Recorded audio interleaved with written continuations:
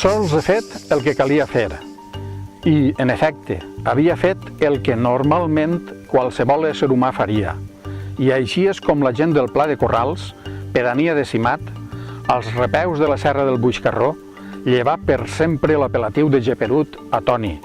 I per això mateix és que si aneu allà i pregunteu per Toni el geperut, ja difícilment ningú no us sabrà donar raó. Pot ser, si de cas, alguna persona molt major que encara puga recordar vagament aquest succeït. I va del tema de lo que és la marginació de les persones que tenen algun defecte físico-psíquic i es tracta d'això, no?